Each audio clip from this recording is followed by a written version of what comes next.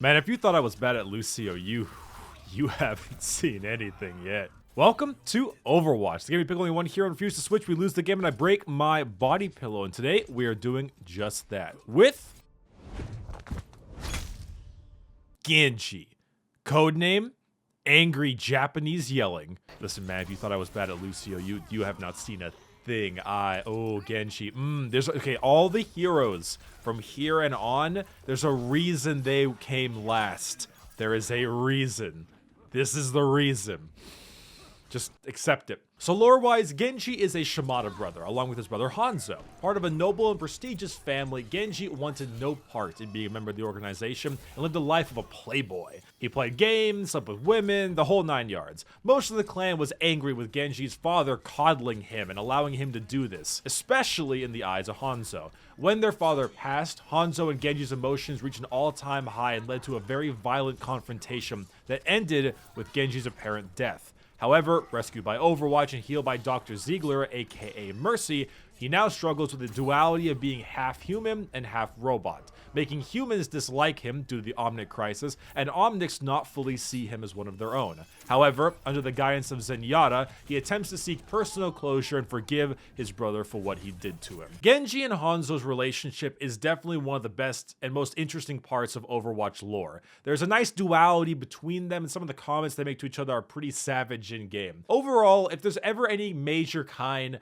of interesting lore backgrounds in the game, the Soldier 76 and Reaper, as well as the Genji and Hanzo, are probably some of the best ones. However, in-game, Genji is an assassin at its purest form. With a decent amount of burst and sustained damage, along with excellent mobility, he's a 200 health hero's worst nightmare. The consistent damage from his shurikens, as well as dashes, resets, deflects, double jumps, and team wiping ultimates, Genji is just very powerful in the right hands. You know, there's a reason I've waited so long to make a Genji video. Last video was Lucio, and as I'm sure you saw, I was really bad at him. However, if that was a Lucio cringe compilation, this is an even worse one, because at least with Lucio, you have a semblance of what to do. You know, while it's a bad idea, at least in a Lucio main's eyes, to keep in healing form, if I keep in healing form, I'm kind of doing my job. Like, at least they're being healed. I'm not playing Lucio great, but I am doing something.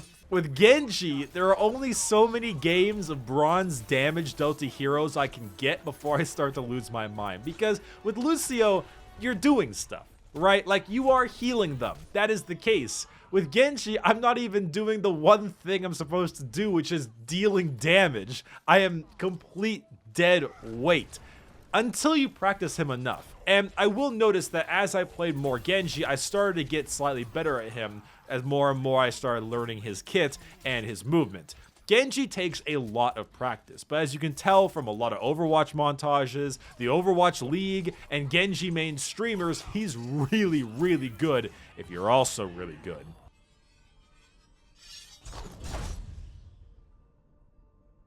So let's go ahead and hit up Cyborg Man's abilities. His passive is wall running move. He can climb walls, double jump, and boom running. Easy. Next up is his throwing star move. Deals 28 damage, 3 at a time, 1 burst a second, 1.5 second reload, boom.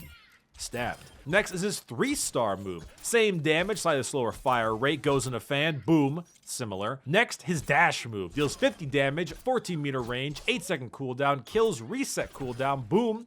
Dashed. Next, deflect move. 2 second duration, 8 second cooldown, reflects all attacks, boom, Widowmakered. Finally, his super sword move. Turns melee with 120 damage a swing, 5 meter range, 6 second duration, 1500 charge points, boom, play of the game.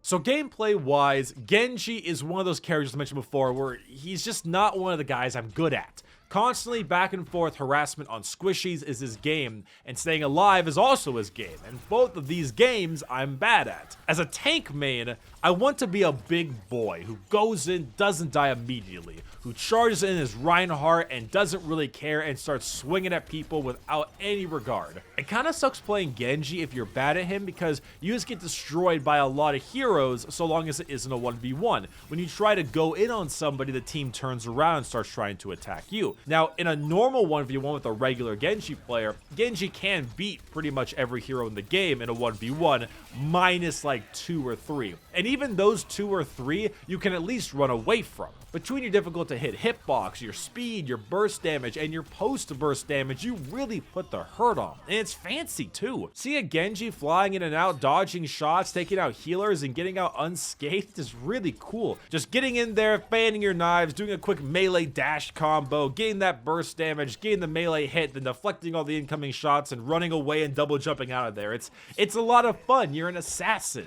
It's fun to play an assassin when you're good at him. And for a Genji main, it just becomes easier and easier, which is why, like the Lucio video, I don't got much for Genji mains in the form of a PSA, except for one thing. I need healing. I mean, you know I had to do it. It wouldn't be a Genji video without, like, I had to say it at least once. Come on, dead meme or not. So on a topic of butt touching, Genji butt touches Bastion, Mercy, Widowmaker, and Zenyatta. Bastion is funny, because he just kind of sits there, and you can bounce around him like he's nothing, and then of course deflect his shots. Mercy is very immobile, and while occasionally she can get a lucky shot in, most of the time you're just going to drop her. Widowmaker is funny because you're hard enough to hit as it is with your hitbox and your movement, but the moment she does try to snipe you, you can just reflect it back into her and snipe her herself, which is pretty funny. And Zenyatta is just... it's just really easy. For people that butt touch Genji, you have Zarya, Winston, Mei, and Symmetra. Zarya is tanky, has an oddly difficult hitbox, shields, and sticks to you pretty easily. Winston is probably Genji's biggest counter. It's really hard to kill Winston, and your mobility means just about nothing to him because he can kind of follow you. Like with Lucio, speed is good, and Mei slows you down, and then it gets rough. And then finally Symmetra, but not only Symmetra, but probably also Moira, because your dodging doesn't mean anything when they can just press and hold left click on you and immediately destroy you without aiming. For cosmetics, the best blue skin is the yellow one, the best purple is the Rising Sun one, the best legendary is 100% the Cyborg Cat. I love this skin. The best emo is this fantastic dance, the best victory pose is the wide leg stance, the best voice line is obviously this.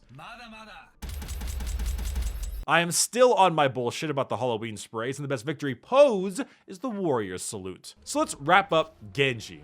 You'll get play of the game when everyone else does the work, whether that be Zarya Graviton, Somber EMP, or Nano Boost. You'll need healing about every 1.5 seconds in the game, and in the right hands, you're one of the most terrifying heroes in the game, with a very high learning curve and a very high skill ceiling. There is a ton that you can do with him, and give him enough practice, and you're going to be great. And with that, it's been a one-trick guide to Genji. If you enjoyed it, please check out any of the other one-trick guides, and we start to finish up the final heroes in the game. All we have left is Doomfist, Hanzo, McCree, Pharah, and Mercy. We're almost done. My name has been Bricky, and Mata Mata. Bye-bye.